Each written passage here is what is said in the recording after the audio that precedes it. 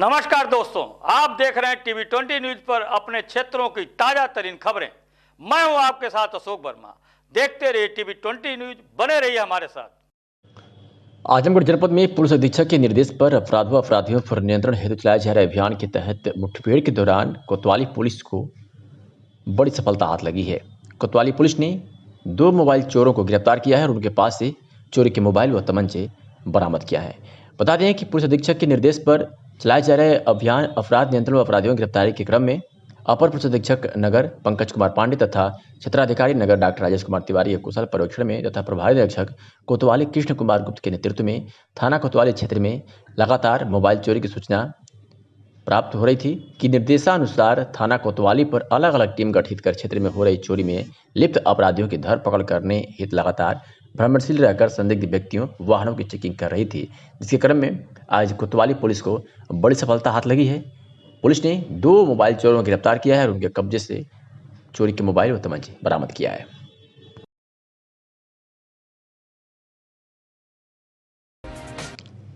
आजमगढ़ जिले की सबसे बड़ी तहसील सगड़ी का विभाजन कर गोपालपुर विधानसभा क्षेत्र में स्थित परशुरामपुर को नई तहसील बनाने की कवायद बसपा शासन में वर्ष 2009 में शुरू हो गई थी। इसके बाद इससे बसपा सरकार चली गई और वर्ष 2012 में सपा की सरकार आई और चली गई।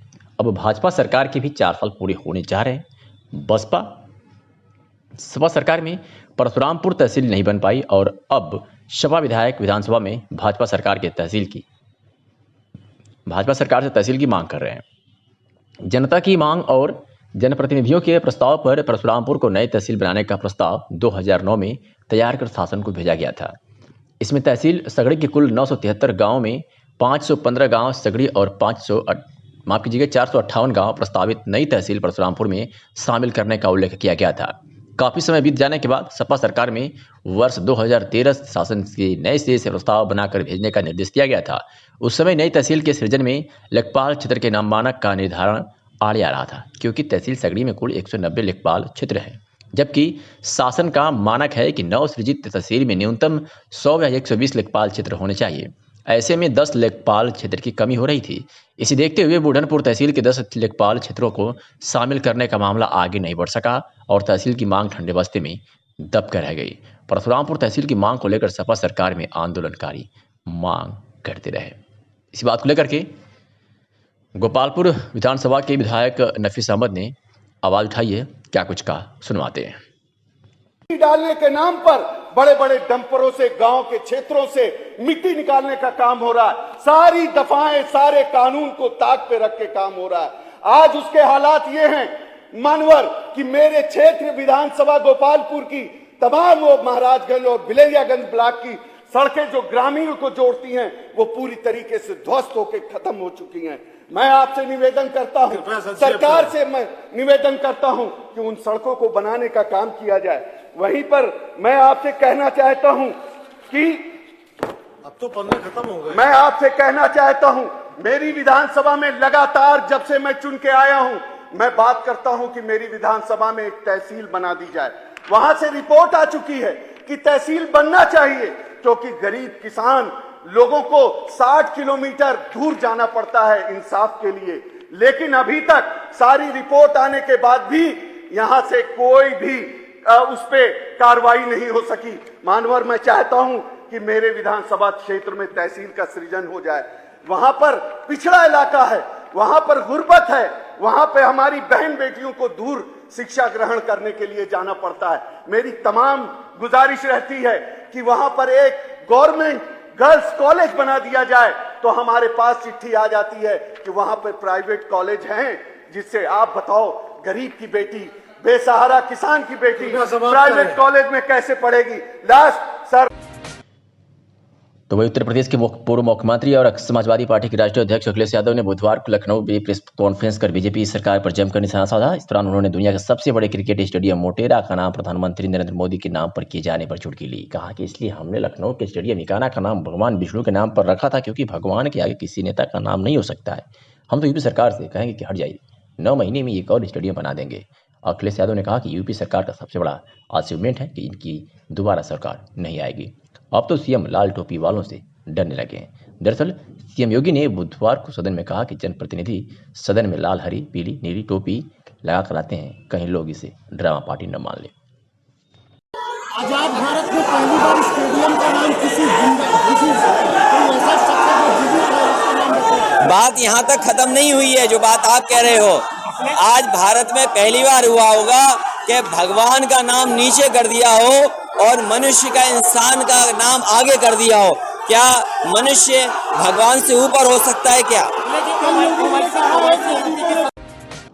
लखनऊ में बढ़ती महंगाई और पेट्रोल डीजल के दामों में बढ़ोतरी को लेकर सिलेंडर के दामों में उछाल आदि मुद्दों को लेकर आज महानगर कांग्रेस कमेटी सड़कों पर उतर गई है और जोरदार विरोध प्रदर्शन किया। इस दौरान भाजपा विरोधी नारे भी लगाए गए, साथ ही हाथों में तख्तियां लेकर और एलपीजी सिलेंडर लेकर नारेबाजी की गई। इस दौरान मुकेश चौहान अध्यक्ष महानगर कांग्रेस कमेटी ने भाजपा सरकार पर जमकर गुस्सा उतारा और कहा कि भाजपा जनता से धोखा कर रही है, यह आप जनमानस की विरोधी सरकार है, इस सरकार को इस्तीफा देना चाहिए। क्या कुछ कहा सुनवाते हैं।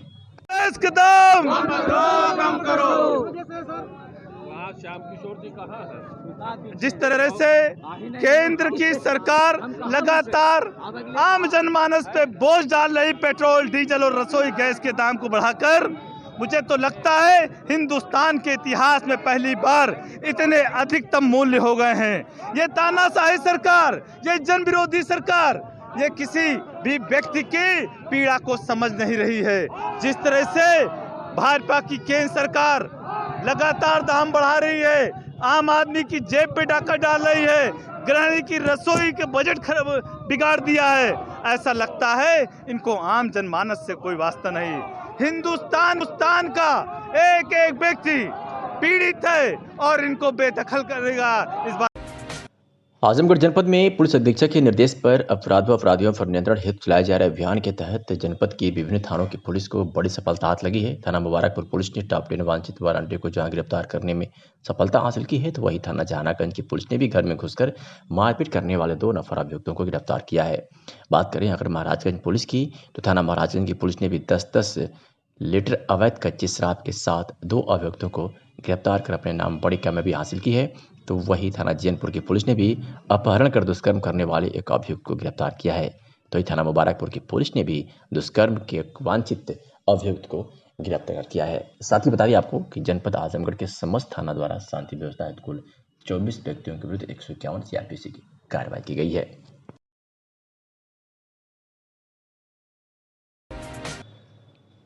पूर्व मुख्यमंत्री अखिलेश यादव के नेतृत्व में लगातार लोग समाजवादी पार्टी में शामिल हो रहे हैं। इसी क्रम में डॉक्टर अभिषेक राय, प्रसिद्ध आर्थो सर्जन, कांग्रेस से कई बार विधायक रहे, स्वर्गीय त्रिवेणी राय के पौत्र पूर्व विधायक रविंद्र राय के पुत्र, कांग्रेस छोड़कर सपा राष्ट्रीय अध्यक्ष अखिलेश यादव के समक्ष सपा की सदस्यता ग्रहण किया है। डॉक्टर अभिषेक राय जो पेशे से एक बड़े डॉक्टर भी हैं, को लखनऊ में हुए एक कार्यक्रम में पार्टी में शामिल किया गया। तो वही जब डॉक्टर अभिषेक राय आजमगढ़ पहुंचे तो समाजवादी पार्टी ने अभिनंदन कार्यक्रम के तहत नेहरू हॉल में भव्य स्वागत किया। श्री राय ने बताया कि जब अखिलेश यादव इंजीनियर व MBA होकर समाजवादी पार्टी को चला रहे हैं, तो मैं एक डॉक्टर होकर भी समाज सेवा क्यों नहीं कर सकता। उन्होंने कहा कि अखिलेश यादव ने आजमगढ़ की सपा कार्यकर्ताओं ने जो सम्मान दिया, इसके लिए मैं आभारी रहूंगा। उन्होंने भी कहा कि अखिलेश यादव ने जो स्लोगन दिया है, नई हवा है, नई सपा है, बड़ों का हाथ, युवाओं का साथ, मैं युवा हूँ और पार्टी के प्रति समर्पित रहूंगा। कार्यक्रम में सपा जिलाध्यक्ष महिला नेत्री बबीता चौहान, वरिष्ठ सपा नेत्री सुनीता सिंह सहित भारी संख्या में पदाधिकारी व कार्यकर्ता मौजूद थे। सुनाते हैं कि डॉक्टर राय ने क्या कुछ कहा। और आपका स्वागत भी किया गया, क्या कहना चाहेंगे? अभूतपूर्व स्वागत हुआ है। माननीय राष्ट्रीय अध्यक्ष जी ने जितना सम्मान मुझे दिया, मुझ जैसे अदने से कार्यकर्ता को दिया, वो भी अभूतपूर्व था लखनऊ में। और आज मैं आजमगढ़ की जनता को अपने दिल से हार्दिक आभार व्यक्त करता हूं, और खासकर समाजवादी पार्टी के कार्यकर्ताओं को। मैं भी एक समाजवादी पार्टी का अदना सा कार्यकर्ता हूं। मैं जरूर डॉक्टर हूं, MBBS MS हूं, गोल्ड मेडलिस्ट हूं, सब कुछ है, लेकिन जितना सम्मान माननीय राष्ट्रीय अध्यक्ष जी ने मुझे दिया, उतना ही सम्मान मुझे आजमगढ़ की जनता ने और समाजवादी पार्टी ने मुझे दिया है। इसलिए मैं उनका कोटि से, अपने दिल के कोटि से उनका आभार व्यक्त करता हूँ। सर, डॉक्टरी छोड़ के राजनीति में आएंगे आप? नहीं, मैं डॉक्टरी छोड़ नहीं रहा हूँ, मैं सर्जन रहूंगा। लेकिन जैसे माननीय राष्ट्रीय अध्यक्ष जी खुद इंजीनियर होते हुए भी और MBA होते हुए भी अगर प्रदेश की सत्ता वो संभाल सकते हैं और विकास पुरुष बन सकते हैं, तो मैं भी उनके कंधे से कंधा मिला के विकास के काम में उनकी मदद करूंगा। 2022 के चुनाव को प्रदेश में हमारी सपा की सरकार आ रही है। 22 में एक माननीय राष्ट्रीय अध्यक्ष ने स्लोगन दिया है 22 में एक उन्होंने स्लोगन दिया है, नई हवाएं नई सपा है, नई हवाएं नई सपा है, और बड़ों का हाथ और युवाओं का साथ। मैं युवा हूं, मेरे जैसे पढ़े लिखे लोगों को उन्होंने पार्टी में सम्मिलित करके पार्टी का काम बढ़ाने के लिए मुझे आदेशित किया है, जिसके लिए मैं समाजवादी पार्टी को न केवल आजमगढ़, पूरे पूर्वांचल में मजबूत करने की कोशिश करूंगा। ठीक सर। आजमगढ़ में सप्लाई इंस्पेक्टर व कुटदार पर मिली भगत का आरोप लगाया गया है। आरोप मोहम्मदपुर विकासखंड के असाड़ा गांव का मामला है, जहां कमिश्नर व डीएम को एक लिखित शिकायती पत्र दिया गया है, जिसमें जांच का आश्वासन दिया गया। बता दें कि पूरा मोहम्मदपुर विकासखंड के असाड़ा निवासी नाजिया पत्नी अनिस ने मंडलायुक्त व जिलाधिकारी को लिखित संज्ञान में लेते हुए आरोप लगाया है कि गांव के कोटदार द्वारा पैसे लिए जाने के बाद भी राशन कार्ड में धांधली की गई। वहीं पर नाजिया का कहना है कि पैसे लेने के बाद भी कोटदार द्वारा मनमानी की गई और हम लोग भूमिहीन हैं। ऐसे कई लोग गांव हैं जिसमें कई लोगों को राशन के नाम पर अपात्र घोषित कर दिया गया।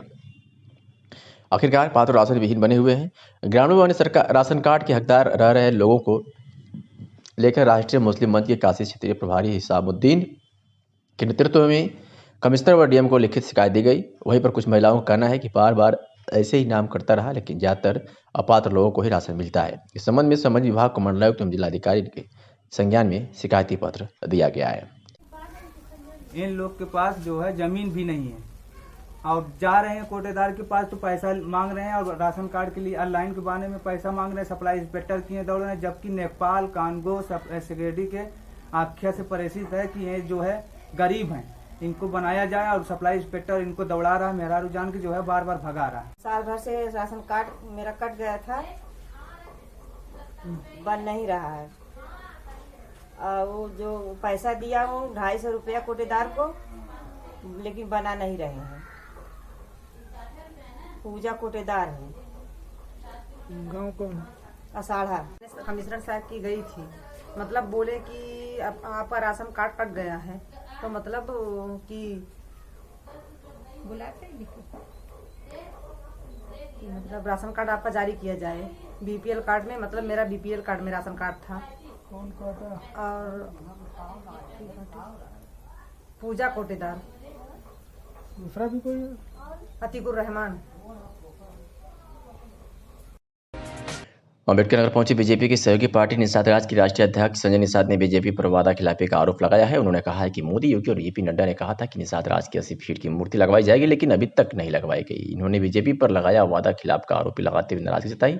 आजमगढ़ में निषाद राज की मूर्ति हटवाने पर संजय निषाद ने कहा, पुलिस ने मूर्ति नहीं बल्कि बीजेपी के वोटरों को बंद कर रखा है। उन्होंने ऐसे बेलगाम अफसरों पर यदि कार्रवाई नहीं हुई तो वे लोग 2022 में बीजेपी को खा जाएंगे। उन्होंने यहाँ तक कहा कि वोट दे निषाद और सुरक्षा हो मजार की। प्रयागराज में नाव तोड़ जाने की घटना के जिम्मेदार अधिकारियों पर भी कार्रवाई की मांग की है। क्या कुछ कहा, सुनवाते हैं आपको। निषाद राज की मूर्ति लगाने के लिए भारतीय जनता पार्टी ने मंच से वादा किया था। मोदी जी ने, योगी जी ने, नड्डा साहब ने, अमित शाह जी ने 80 फीट की मूर्ति लगाने के लिए निषाद राज के किले पर। अगर गांव के लोग निषाद राज की मूर्ति लगा रहे हैं तो पुलिस उनके कैसे उठा के ले जा रही है। इसके बाद वोट देंगे निषाद और सुरक्षा करेंगे मजार का। वहाँ कोई भी तो मैंने ऑलरेडी हम कहते हैं कि आज अंबेडकर की मूर्ति हर जगह लगी है, वहाँ कोई परमिशन नहीं है। तमाम जो है मूर्तियाँ देवी देवताओं की लगी हैं, मैं सम्मान करता हूँ, उसको कोई परमिशन की जरूरत है। निषाद राज की मूर्ति कैसे गांव भर के लोग मिलकर लगा रहे हैं, कहीं उसका कोई विरोध भी नहीं था, एक आदमी एप्लीकेशन भी नहीं दिया था, अब वो जो है पुलिस उसे उठा के ले जाती है। हम कहते हैं मुकदमा करते आप, क्यों मूर्ति उठा के ले गए, आर्डर कराते कोर्ट से कि भाई मूर्ति उठाई जाए। मूर्ति भाई ये कौन मतलब होता, क्यों पुलिस उठा, वो पुलिस मूर्ति ने, निषाद राज की मूर्ति थोड़ी पुलिस ने बंद कर रखी है। मान के चलो भारतीय जनता पार्टी के वोट को खराब कर रही है, तो ऐसे अधिकारियों के खिलाफ मुकदमे होने चाहिए, उनको तुरंत सस्पेंड करना चाहिए, नहीं तो ये सब योगी जी को खा जाएंगे 2022 में। लोक जनशक्ति पार्टी पिछड़ा मती पिछड़ा प्रकोष्ठ द्वारा कलेक्ट्रेट कचहरी नगर पालिका रोड आजमगढ़ पर कार्यकर्ता बैठक संपन्न हुआ। कार्यक्रम की अध्यक्षता जिला अध्यक्ष नंदिनी गौड़, संचालन महेंद्र राय, प्रदेश अध्यक्ष बहुजन क्रांति पार्टी ने किया। कार्यक्रम के मुख्य अतिथि सीमा शिल्पकार प्रदेश अध्यक्ष कार्यक्रम को संबोधित करते हुए कहा कि हमारी पार्टी को गतिशील और मजबूत बनाने के लिए हमारे पार्टी के जिला अध्यक्ष समेत सभी पार्टी पदाधिकारी कार्यकर्ता निरंतर कार्य कर रहे हैं। उन्होंने सभी को धन्यवाद ज्ञापित करते हुए कहा कि मैं उनके उज्जवल भविष्य की कामना करता हूं। इस अवसर पर आज पार्टी का लोकगीत का विमोचन किया गया और उसका शीर्षक है रामविलास पासवान जी करता धरता शोषित वंचित पिछड़ों को राह दिखाए हैं। इसका निर्देशन शिव मोहन शिल्पकार, गीत लेखक का हौसला राज पर, गीत का गायन का कार्य पार्टी जिला अध्यक्ष नंदिनी गौड़ ने किया, जिससे पार्टी के कार्यकर्ताओं में खुशी के लहर और उत्साह हर्षोल्लास का माहौल हो गया। क्या कुछ कहा मोहन स्लिपकार ने, सुनवाते हैं आपको। नाम बताए। मना लायक हूँ। नाम बताए। हमारा नाम शिव मोहन स्लिपकार है।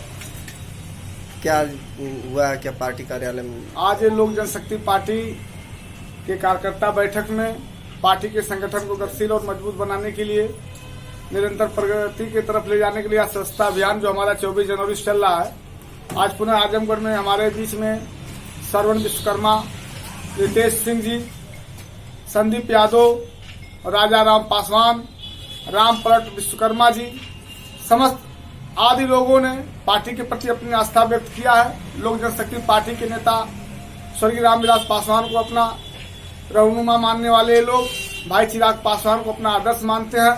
लोक जनशक्ति पार्टी को गतिशील और मजबूत बनाने का संकल्प लिया है और पार्टी की स्वच्छता अभियान में उन्होंने बढ़ चढ़ कर हिस्सा लिया और अपने को पार्टी का सदस्य इनको पार्टी का सदस्य आज बनाया गया है। और लोग किसी चीज का विमोचन भी किया गया आपके यहाँ? जी, आज हमारे यहाँ जिसका हमने अपने पार्टी के गीत का निर्देशन किया था, जिसकी लेखिका हमारे बीच में हमारे प्रदेश महासचिव श्रीमती हौसिला राजभर जी और उनकी गायिका हमारे जिला अध्यक्ष नंदनी गौड़ जी हैं।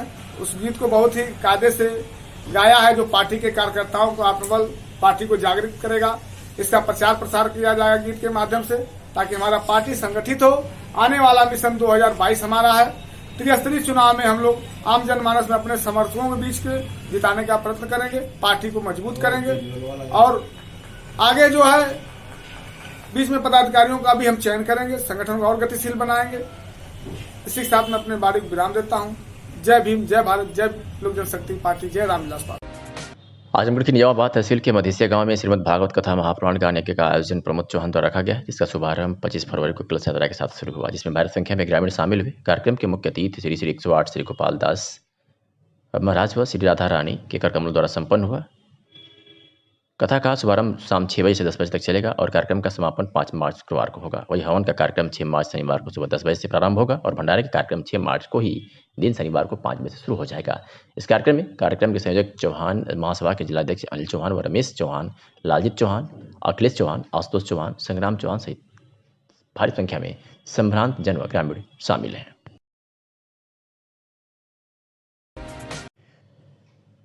जलौन कोच में क्या पुलिस का डर खत्म हो चुका है या फिर अपराधियों से तालमेल हो चुका है? एक के बाद एक बच्चे से दरिंदगी के शिकार हो रहे हैं। आखिर कब रुकेगी बच्चों के साथ दरिंदगी? एक बड़ा सवाल है। एक बार फिर 6 वर्षीय मासूम बच्चे के साथ दरिंदगी की घिनौनी वारदात सामने आई है। कोतवाली क्षेत्र के मोहल्ला गांधीनगर निवासी सुशील अहिरवार का 6 वर्षीय बालक को पड़ोस के रहने वाले धर्मेंद्र पुत्र कृष्ण मुरारी जोशी उसे बहला फुसलाकर एक सुनसान जगह ले गया और उसके साथ कुकरों का डाला। काफी देर तक जब बालक घर नहीं आया तो परिजनों को चिंता हुई और बालक की खोजबीन की तो बालक खून से लथपथ मिला। सुशील ने घटना की तहरीर पुलिस को दी। अपर पुलिस अधीक्षक डॉक्टर अवधेय सिंह ने बताया कि दुष्कर्म का मामला संज्ञान में है। आरोपी के खिलाफ मुकदमा दर्ज किया गया है और उसे गिरफ्तार कर लिया गया है। बालक को मेडिकल के लिए उपचार के लिए भेज दिया है, जिसकी स्थिति ठीक बताई जा रही है। बच्चा वहाँ से आ गया था, ये घटना हुई, वहाँ से आ गया था बच्चा। मैंने उससे पूछी, उसने नहीं बताई, और हमने अपने लड़के की वहाँ को भेजा या उनको घर पहला कभी तो नन्ना बला पूछा था तो गई बोली नन्ना। पहले बच्चा से पूछी, पहले बता नहीं, मम्मी आ रही बहुत मार देंगे, और बताई बच्ची ने।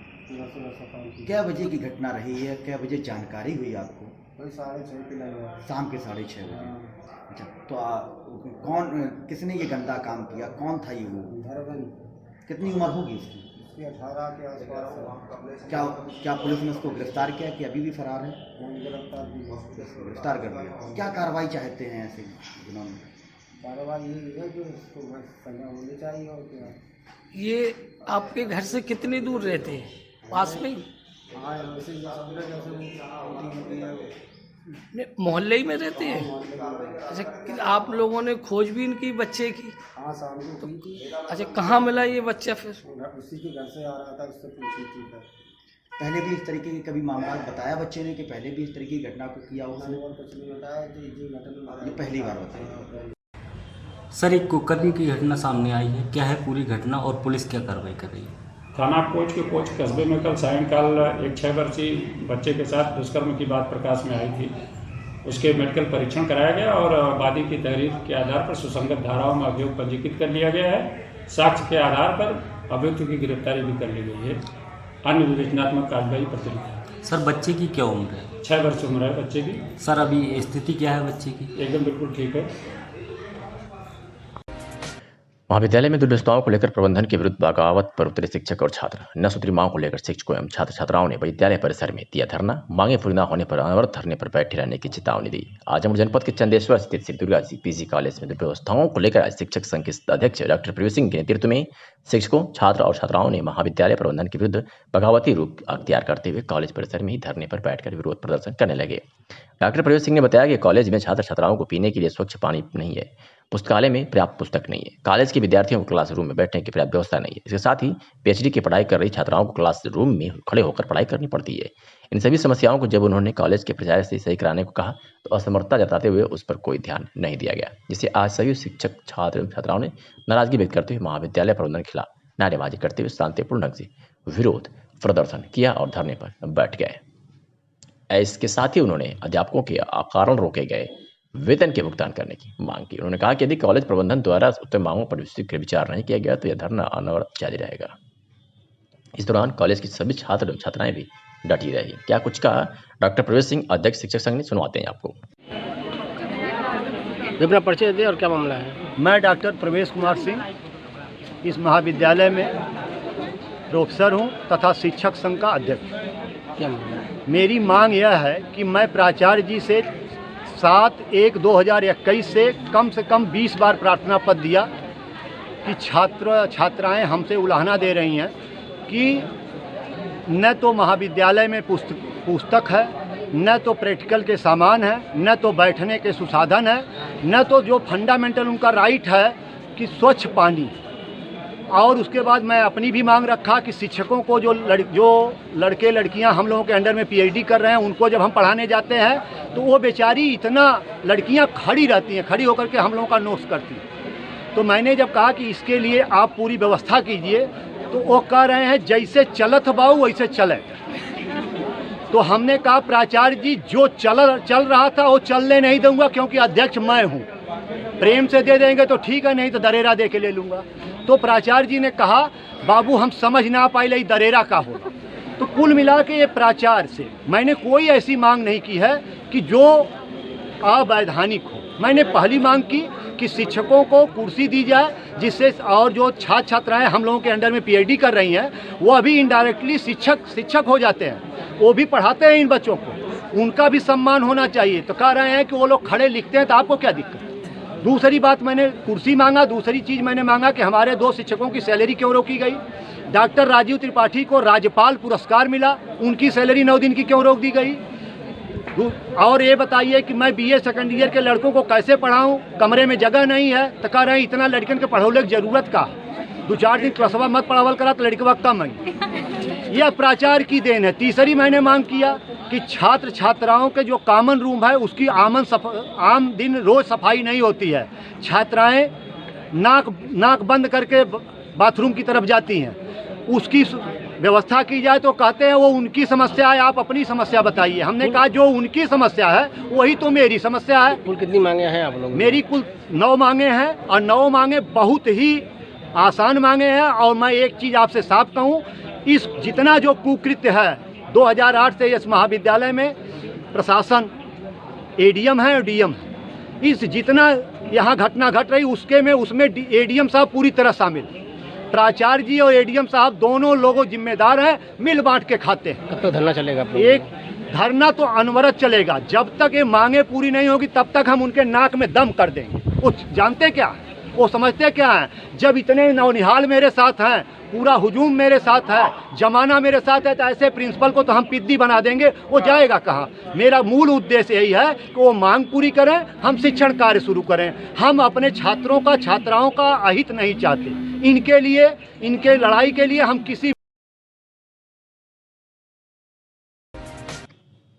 जिला कांग्रेस कमेटी के उपाध्यक्ष बिलाल अहमद के नेतृत्व में कांग्रेसियों ने आंदोलित किसानों के समर्थन में डीजल, पेट्रोल, रसोई गैस की बेतहाशा मूल्य वृद्धि के विरोध में जय जवान जय किसान के नारे के साथ पदयात्रा निकाला। कांग्रेसी अग्रसेन चौराहा होते हुए तहसील सदर रायदेवपुर होते हुए नारेबाजी करते हुए जिलाधिकारी कार्यालय पहुंचे और वहां विरोध स्वरूप धरना दिया। पदयात्रा में युवक कांग्रेस NSUI के कार्यकर्ता भी शामिल थे। वक्ताओं ने कहा कि जब से बीजेपी की सरकार बनी है, गरीबों, किसानों, मजदूरों के साथ लगातार अन्याय कर रही है। पूंजीपतियों को लाभ पहुंचाने के लिए 3 किसान विरोधी काले कानून बनाए गए हैं, जिसको लेकर 92 दिन से किसान सड़कों पर आंदोलन कर रहे हैं। लेकिन तानाशाह सरकार पूंजीपतियों के दबाव में किसानों की मांगों को अनसुना कर रही है। किसान देश का अन्नदाता एवं भाग्य विधाता है। देश की अर्थव्यवस्था कृषि पर निर्भर है। जब तक तीनों किसान विरोधी कानून वापस नहीं होंगे, कांग्रेस चुप नहीं बैठेगी।